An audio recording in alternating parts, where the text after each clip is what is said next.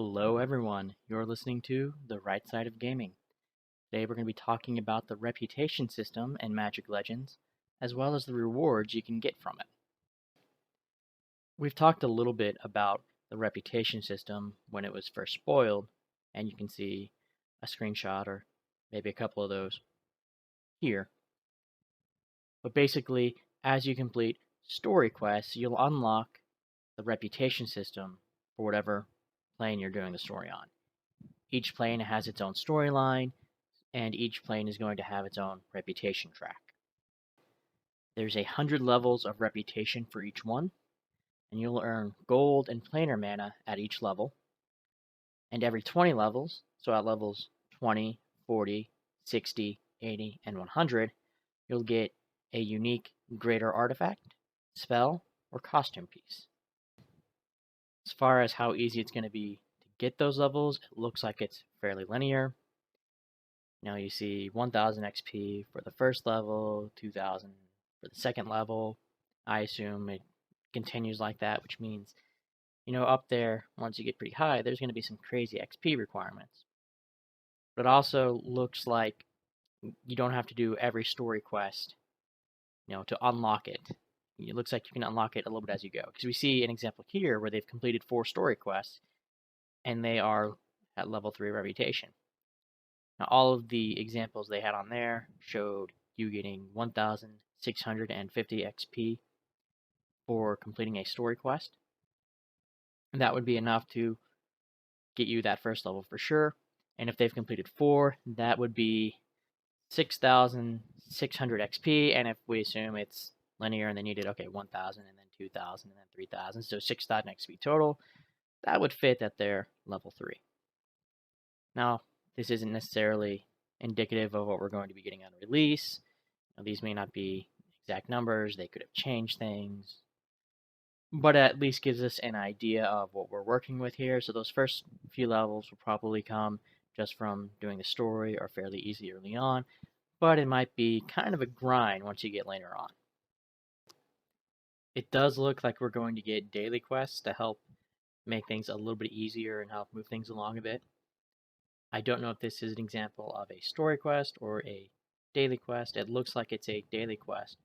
We're talking about defeating 25 oozes, which is a creature type in Magic the Gathering. So even if it's just something as simple as going out and hacking and slashing one particular creature type, that's still better than not getting a daily quest, I guess. Hopefully, maybe they'll add weeklies too. There's no mention of it.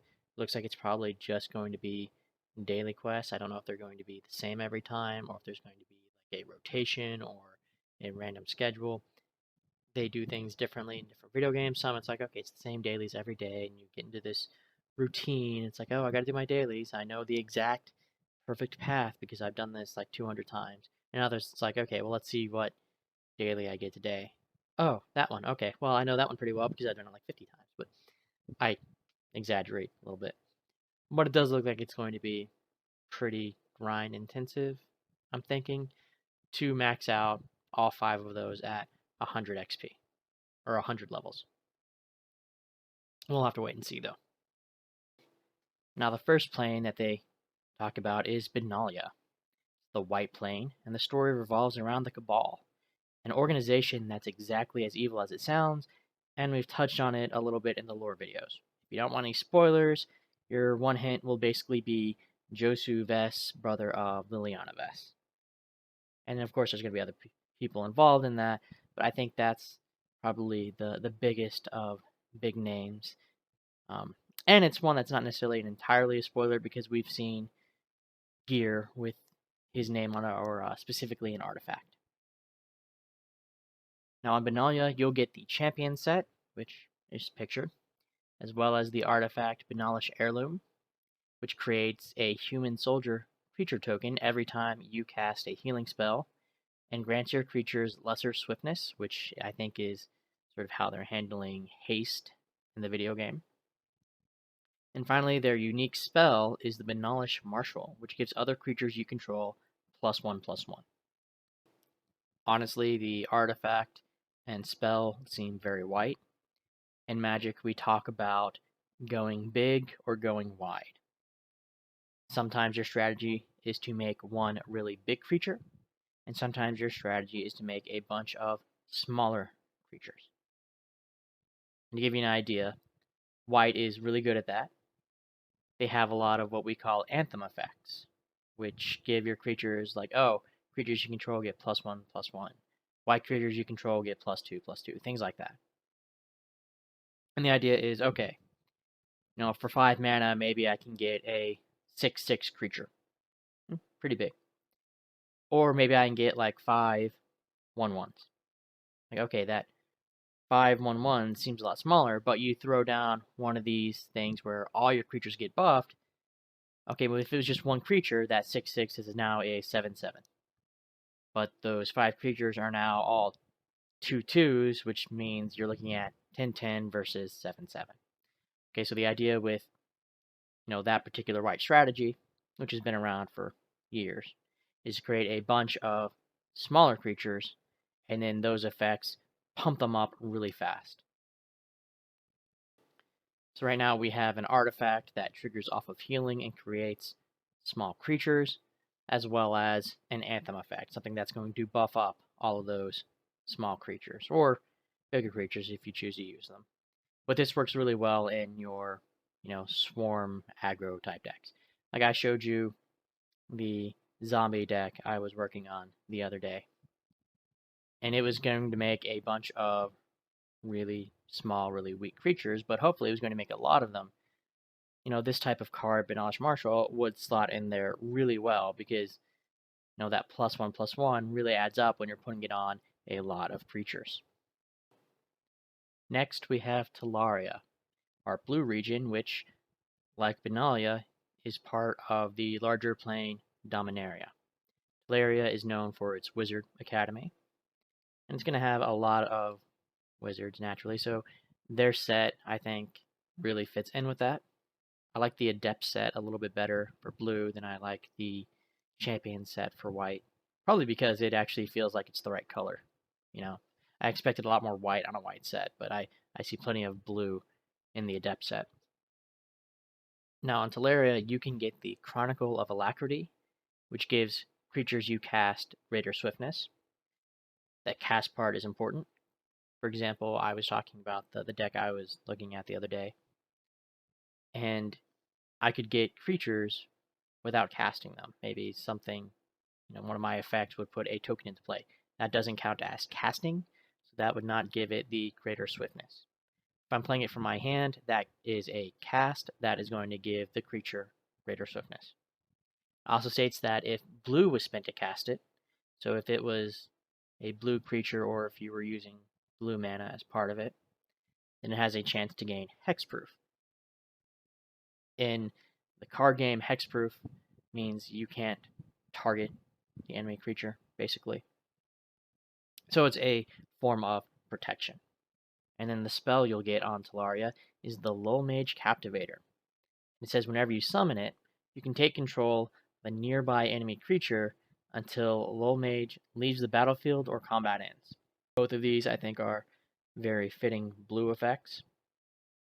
Blue wants to be very controlling, both in the card game and in Legends.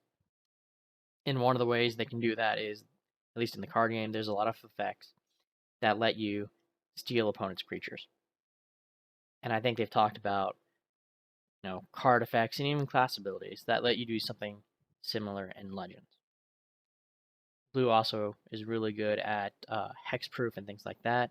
They may not always play as many creatures in the card game, but they do like those, sneaky protected creatures when they do. Next, we have Gavin, the black region from the horror-based plane Innistrad, which means there's probably going to be a lot of werewolves and undead in that storyline.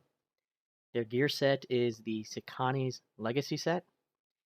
If that name doesn't sound familiar to you at all, it's okay. It didn't sound familiar to me either until I realized who they were talking about, and I was like, oh, yeah, I know them. If you're a zombie fan, you probably know Garolf and Gisa. They're very popular cards, especially in things like EDH for zombie decks. Turns out, Garolf and Gisa, their brother and sister, have a last name of Sekani. So they're actually referencing the Garolf and Gisa cards. In fact, the outfit in the picture looks a lot like the outfit on Stitcher Garolf. I don't know if there's going to be a Gisa set for the women or if it's, gender neutral or whatnot. But it's a nice callback to the cards. Their artifact is the Tome of Gisa, so, it could work out pretty well.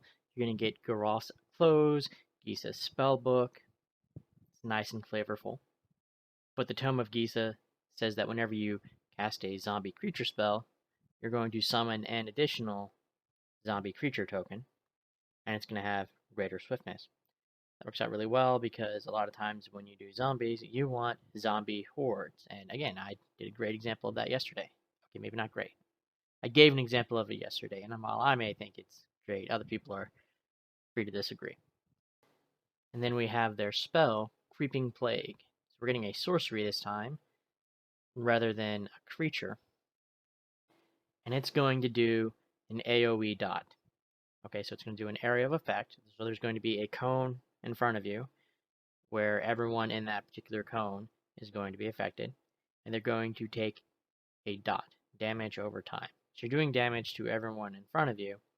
Instead of doing it all at once, it's going to do it over time. And that length of time is going to let them spread the effect to people nearby them or to enemies nearby them. Zombies in general are very black, and we have them in blue and white now too. But, Tome of Gisa is very flavorful. It's very on theme, especially when you're doing the Garolf Gisa combo that they're doing. And I think it's an interesting way to do black damage spells, since we don't necessarily have as many of those in the actual card game. This idea of sort of a plague, a sickness that just sort of spreads throughout your enemies is very flavorful, and we've seen a lot of sickness and disease related cards in black before. Moving on, next we have Shiv, our third region from the plane of Dominaria. This time it's the red one. It has a lot of goblins, ogres, and dragons, so I expect to see a lot of those pop up. And it's inhabited by the Gitu tribes, and I think you can see the Gitu influence in the outfit that we're getting. It's called the Lava Runner outfit, which would make sense. There's a card called Gitu Lava Runner. I guess that's a part of their thing. It also gives you the Orb of Shiv. That states whenever you cast a creature spell, that creature gets a rank 1 Molten Shell. And I think we saw that used in one of the recent dev streams. It's basically like, okay, well, I think they might get a little protection, but it sort of exploded when they died. So it would do damage whenever the creature died. That seems pretty red, especially since we have a Geomancer class that's kind of playing up the, I guess, little tankier version of red. They're really aggressive, getting right up in there. And then we have the Ogre Mortar as our spell. It's another creature. And its special ability will damage enemies in a area. So, I guess it's like they threw the mortar. And it creates a goblin creature token. And then when it dies, it summons more goblin creature tokens. Red is another one of those colors that wants to play very aggressively a lot in the card games. Like, you do have your really big creatures, like your dragons and stuff. But you also have a lot of decks that play mostly just smaller, weaker creatures at a lower cost, and then just a bunch of them and try to overrun people. Goblins is a big one. You have a lot of decks that are focused on just pumping out a ton of goblins. So it's kind of like the white decks we were talking about earlier. But this fits really well in that. And we saw the Orb of Shiv work really well for some of those swarm decks because you're making a bunch of weak creatures. This keeps them around a little longer, and they do a lot of extra damage when they die. So you're not just getting like one Molten Shell. In this case, you're getting like 5 on Ogre Mortar because you have Ogre Mortar itself, its special ability, Goblin, and then 3 more Goblins whenever it dies. Next we have Zendikar, which is going to be our green plane, and we've seen a little bit of it. You've got your big foresty areas, your coastal area. There's going to be a lot of merfolk in the story. Saw that from one of the streams. We've got those hedrons, which play into the Eldrazi. Remember me talking about those if you've watched some of the lore videos. Our reward here is the Marksman set, which gives me a little bit of a Vivian vibe, if you're familiar with her cards, as well as the artifact Conduit of the Loam, which says whenever you pick up a health globe, you have a chance to create a 1/1 green sapperling creature. Sapperlings are big in green. They don't do as many of the smaller creatures. When they do, sapperlings is one of the big ones. And we know the beast color class is one of those that wants to be like smack dab in the middle of things. So having, an extra little bonus or incentive to pick up those health globes would make sense. And its spell is another sorcery, Bloom of Life, which I have to admit is a very beautiful looking spell card. The picture is really nice. You heal yourself and your allies for a certain amount of damage, and you can increase that based on the amount of mana you spend to cast it. So you can press and hold it like your casting button to spend more mana to heal for more, basically. It's nice to have one of those sort of big mana spells. Red and green both do a lot with X, so that would make sense. I think it's really versatile that way. You can spend it for a little bit, you can spend it for a lot. Being able to spend cards for a lot is big in green because they like those big beefy creatures, which means they usually have ways to get extra mana or more mana. And while I don't see quite as much synergy between the two of these just yet, there is a definite health benefit going on there. So I guess it is a little bit of a Healy set, either for you or for the people around you. But we don't know what level we get all of these things. We don't know if you're going to unlock the cosmetics first and then the artifact and the spell, because that's kind of the order that they're on the page, or if you have them mixed in a bit, or what. But it's safe to say you're going to have to be level 100 to get all of it. And yeah, it looks like it's going to be kind of a grind. Naturally, doing things at a harder difficulty is going to help with that. You're going to want to be trying to rank up your gear and your spells so you can take on harder challenges. Because some of this stuff does look cool or looks like it'd be fun to use, but you might have to really grind to get it. I think that's all I had for today. Thank you so much for listening. If you'd like to leave a comment, like, subscribe, that would be great. If not, that's okay too. I understand. Either way, I hope you have an awesome day, and I will catch you next time.